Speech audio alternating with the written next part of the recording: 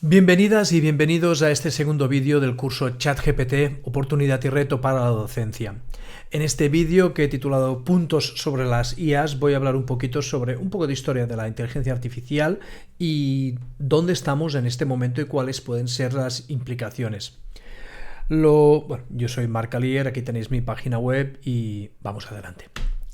Bueno, primero de todo, estas figuras, esta fotografía, representan una estatua, un autómata mecánico utilizando tecnología de finales del siglo XVIII, principios del siglo XIX, en la que este turco mecánico era capaz de jugar partidas de ajedrez y ganar a grandes maestros o ganar incluso al emperador Napoleón, al que se le aplicó el timo.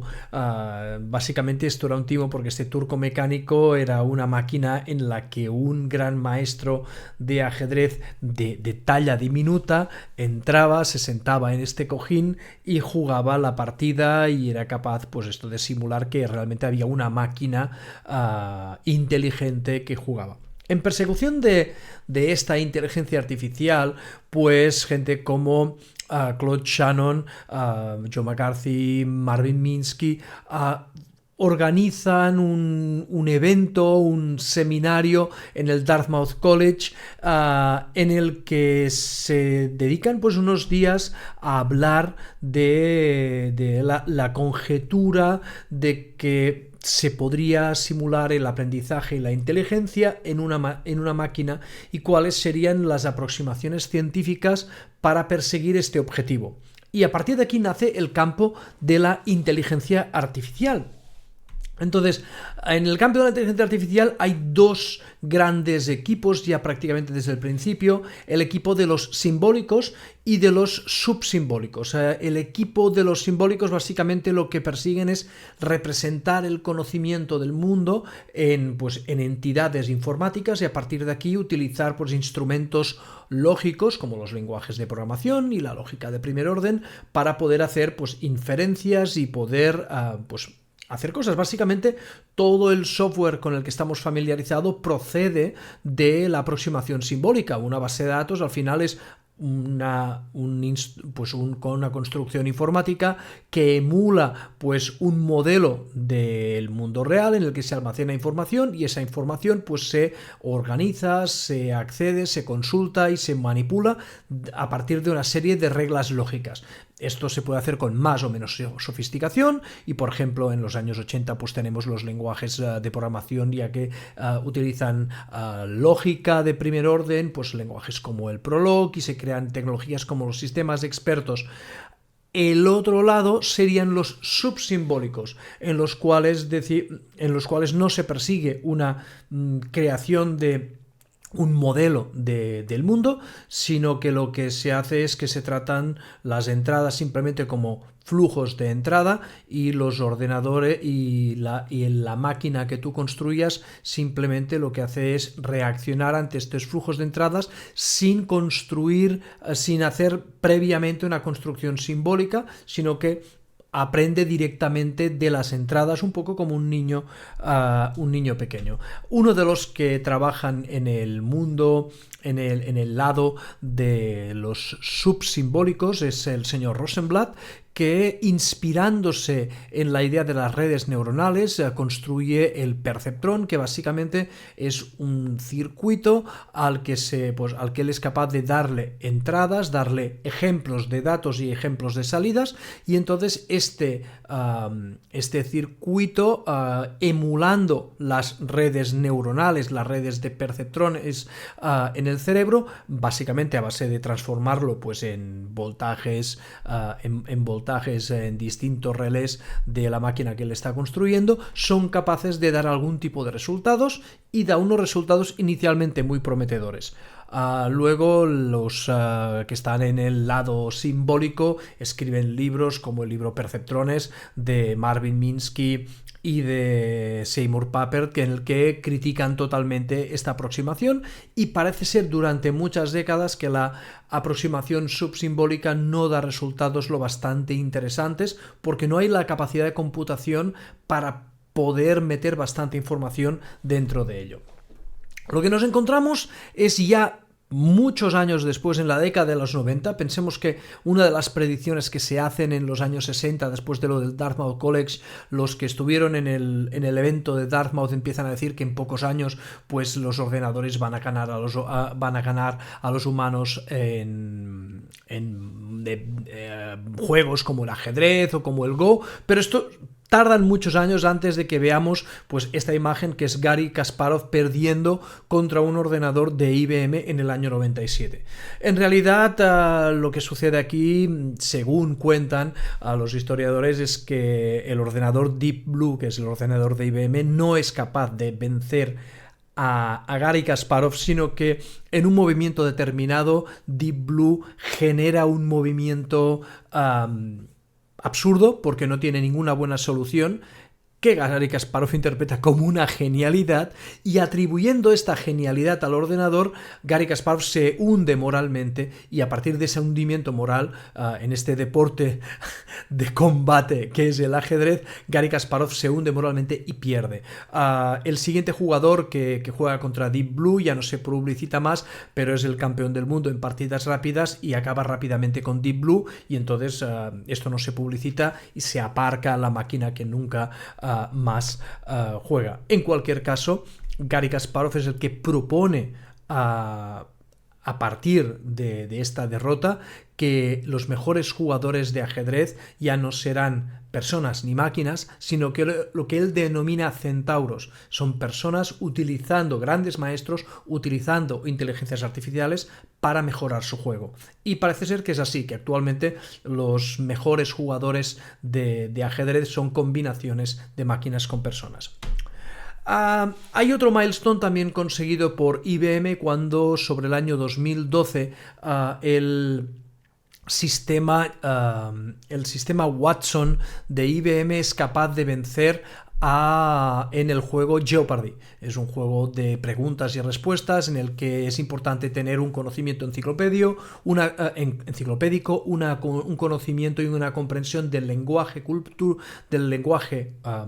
natural, es decir, entender el habla, pero además hay que ser capaz de entender el contexto, dobles sentidos y bromas, y en este caso parece ser que sí, que el sistema de IBM es capaz de hacerlo. En cualquier caso, es un sistema que IBM tiene, es cerrado con su arquitectura, y parece ser que no es una tecnología específica, sino una combinación de muchas tecnologías.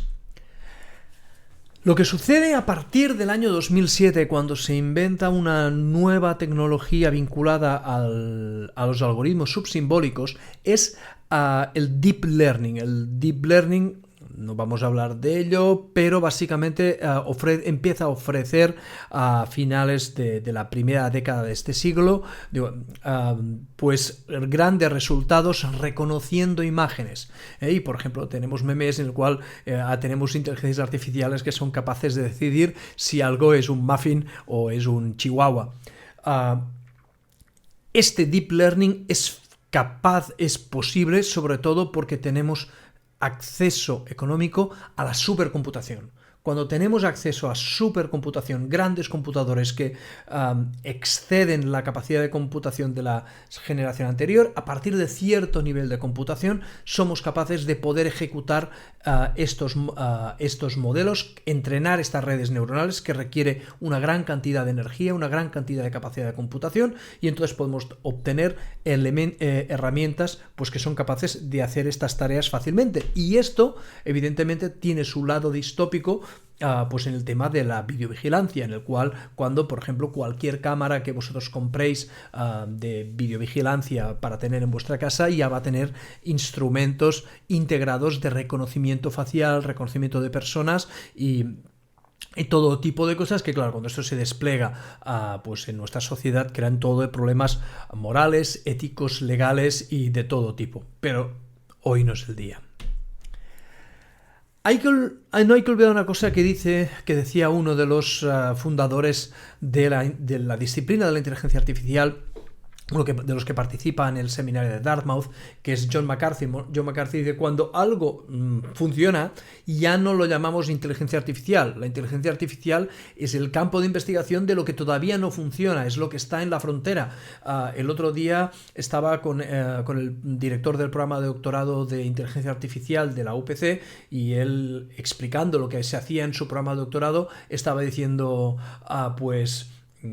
utilizar una IA y hacer cosas con ella no es lo que hacemos en este programa de doctorado, es crear las nuevas tecnologías, no aplicar estas tecnologías. Y cuando estas tecnologías existen, ya son otra cosa. Vamos a hablar de la tecnología que tenemos hoy encima de la mesa. La tecnología es un tipo de aproximación, un tipo de algoritmos vinculados a las redes neuronales llamadas transformadores. El transformador es básicamente un tipo de algoritmo, una forma de utilizar las redes neuronales inventada por investigadores de DeepMind en Google, que publicaron evidentemente como software libre un artículo en el año 2017. Gracias a estos transformadores tenemos, y es lo primero que empezamos a ser conscientes a nivel cultural, fue algoritmos como DALL-E, modelos que eran capaces de generar imágenes al principio un poco extrañas, un poco cutres, que no acababan de estar bien hechas, pero que eran sorprendentes. Por eso ya supongo que pusieron el nombre de DALL-E, porque generan estas imágenes un poco surrealistas. En este caso es famosa las imágenes que representan un día en la vida del Wookiee Chewbacca, y que ninguna fotografía es exactamente Chewbacca y es exactamente correcta, pero todo da un poco el pelo. Lo que pasa es que esto funciona, esto va evolucionando, y por ejemplo el algoritmo Stable Diffusion, el otro día yo le pregunté que me enseñara una fotografía de la señora élfica Lady Galadriel tocando una Fender Stratocaster en una playa a la puesta de sol, y me generó una imagen que es bastante decente. Es curioso, siempre que a Stable Diffusion le pedimos imágenes de Galadriel, la luz de los Silmaril están brillando en sus ojos, por eso tiene estos ojos extraños Galadriel.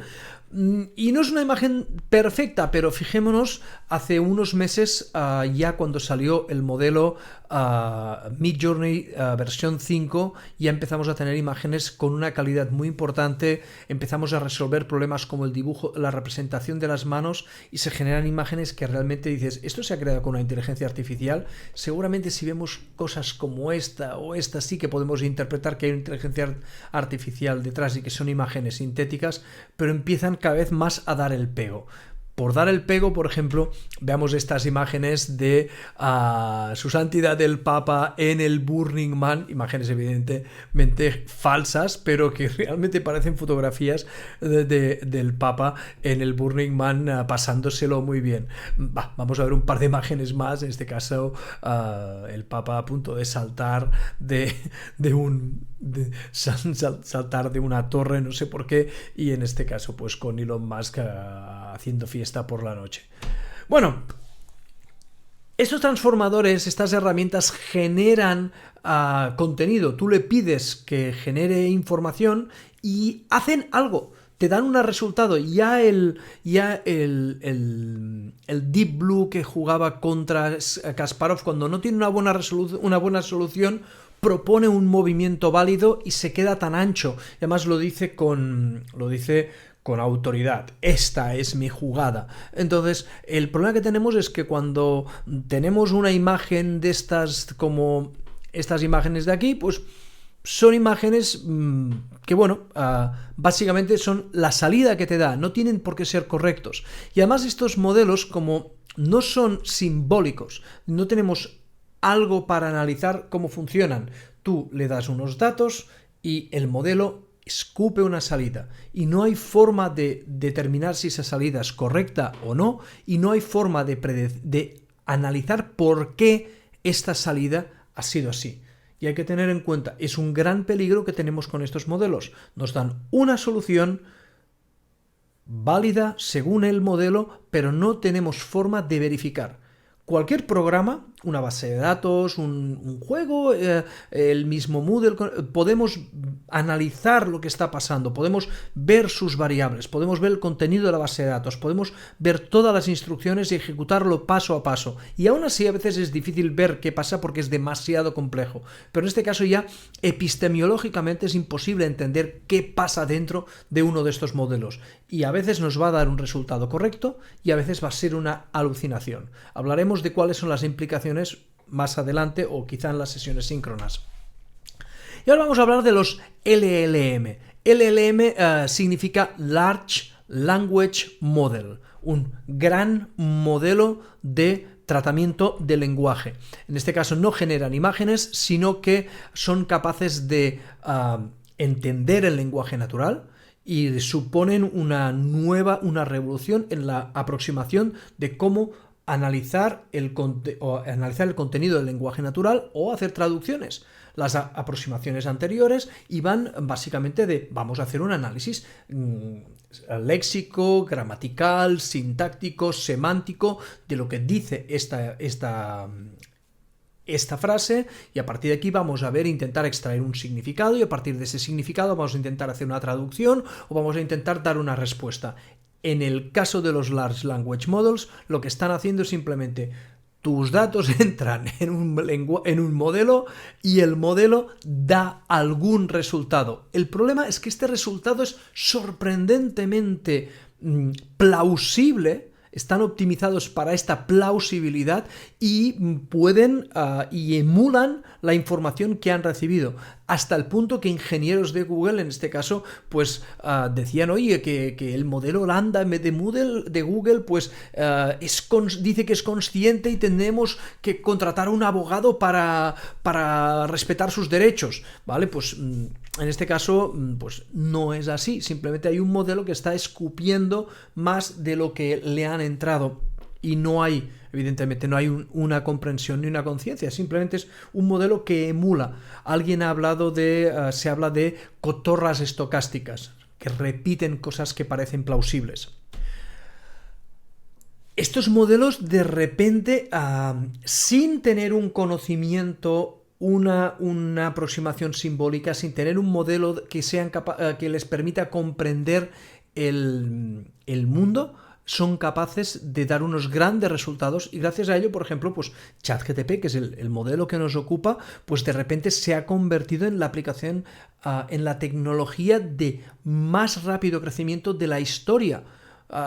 Llegó al millón de usuarios en aproximadamente 5 días, cuando Instagram, que también había sido un gran éxito en su día, tardó 75 días. Yo hice, por ejemplo, la comparativa de popularidad en el mes de enero entre ChatGPT y Shakira. En ese momento Shakira era muy famosa porque había sacado esa canción, digamos, de despecho contra Gerard Piqué, y estaba, digamos, muy arriba en Google Trends. Pues ChatGPT pues mostraba una tendencia igual o superior en España respecto a Shakira, y a nivel mundial pues había mucho más interés en ChatGPT que en Shakira, pese a que Shakira también tiene bastante interés a nivel mundial. Entonces, ¿dónde está ChatGPT y de dónde viene? Pues los primeros transformadores aparecen pues sobre el año 2018-17, a partir de la publicación del transformador, y todo tipo de empresas empiezan inicialmente a compartir modelos software libre con distintas aproximaciones. Pensemos que aquí hay dos elementos que se comparten. Una es el software para crear este modelo, y luego los propios pesos del modelo, con los datos y el entrenamiento.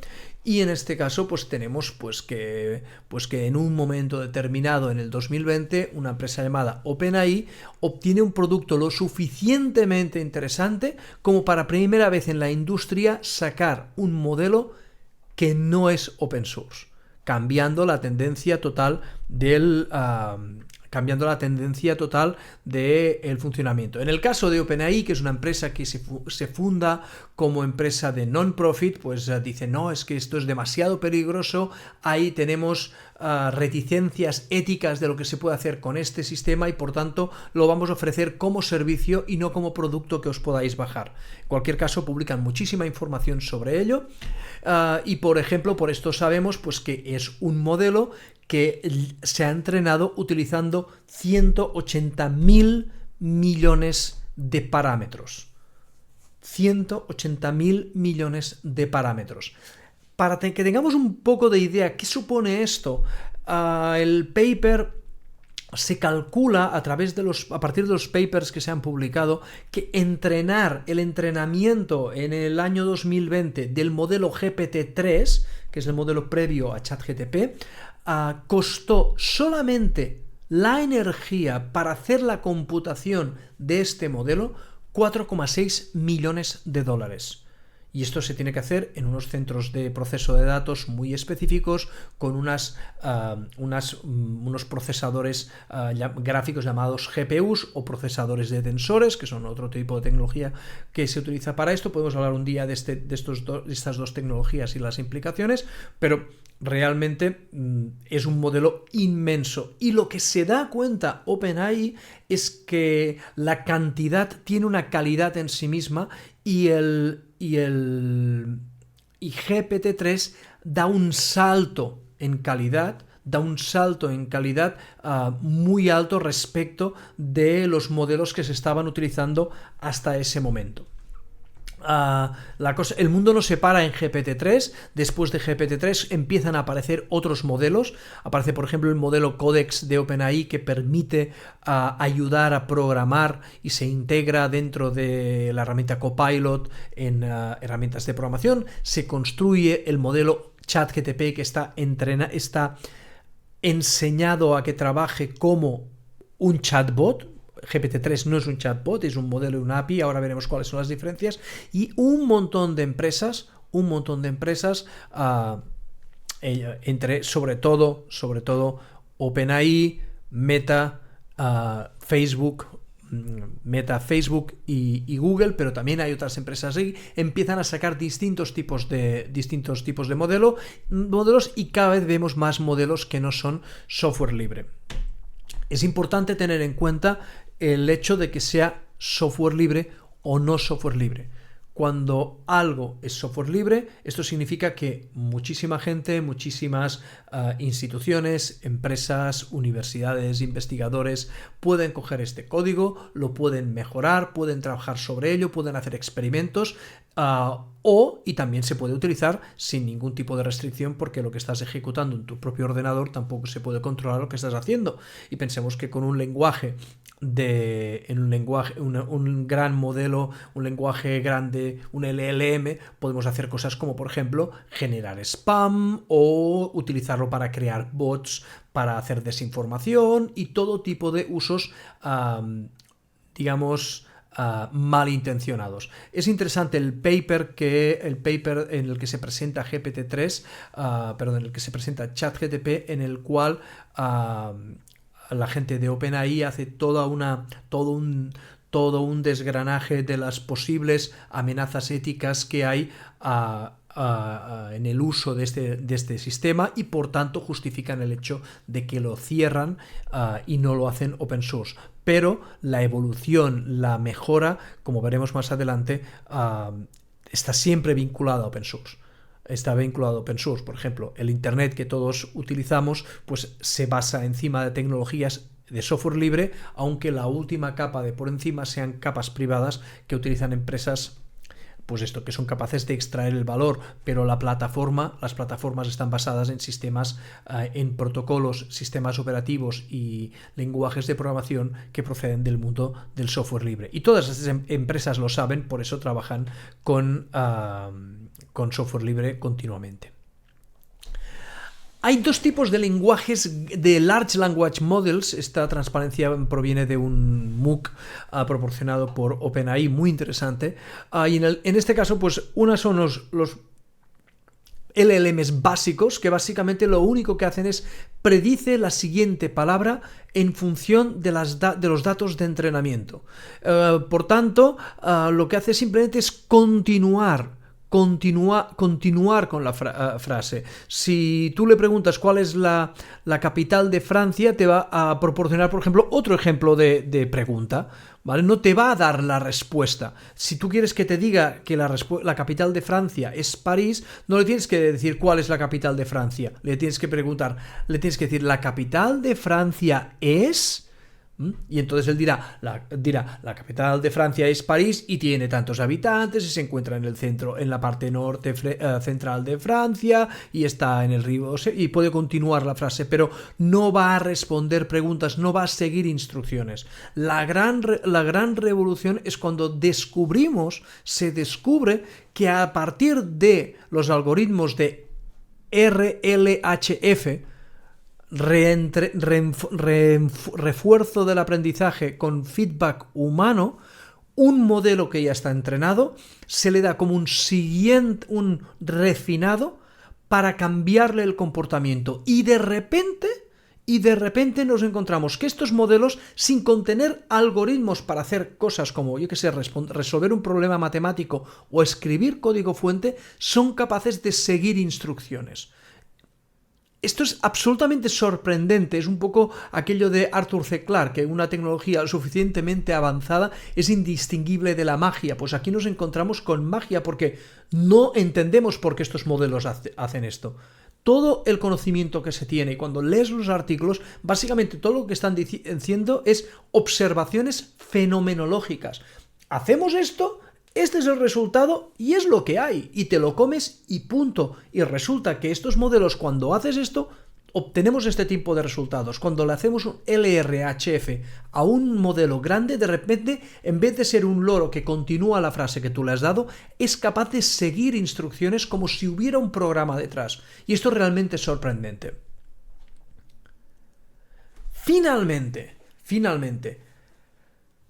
el caso de Stanford Alpaca es algo muy interesante. Se ha dado en los 2 últimos meses, de hecho sucedió en pocas semanas, cuando a la empresa Meta se le filtró un gran modelo que tenían entrenado, digamos un modelo que está en el orden, no tan grande como GPT-3, pero del orden de GPT-3, pero era un modelo base, y se filtró, está en BitTorrent. Entonces, Meta, consciente de que este modelo se había filtrado, lo que hizo fue publicarlo con licencia open source, con una licencia muy restrictiva que prohíbe los usos comerciales, únicamente permite usos académicos de investigación o lúdicos en tu casa, pero básicamente es un modelo base. Lo que hicieron un grupo de estudiantes de Stanford, estudiantes de doctorados de la Universidad de Stanford, fue utilizando $500, utilizaron el API de ChatGPT para crear un conjunto de instrucciones para hacer un refinado del Llama. En GitHub está el código para hacer este refinado y está el conjunto de instrucciones que cogieron que extrajeron del API de ChatGPT.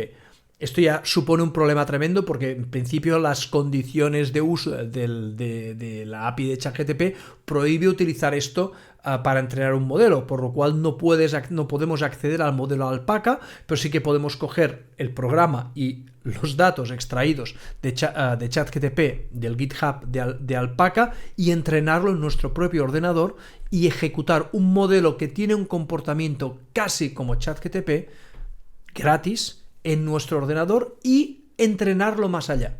Lo que sucede es que hay un montón de gente en la comunidad de open source que está cogiendo estos modelos, está entrenando, y cuando hay un modelo que es software libre empiezan a hacer experimentos y cosas.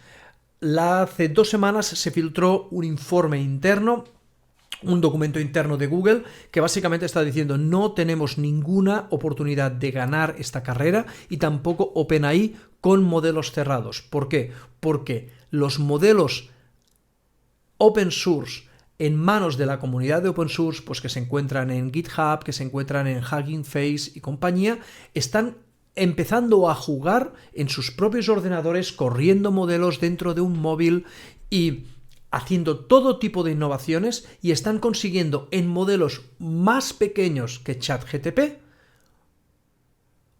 tener resultados parecidos. Y en este caso, el refuerzo humano para las preferencias humanas que se están dando a estos modelos, las personas que entrenan pueden decidir cuál es el tipo de refuerzo y cuál es el carácter que se quiere dar a cada uno de estos modelos.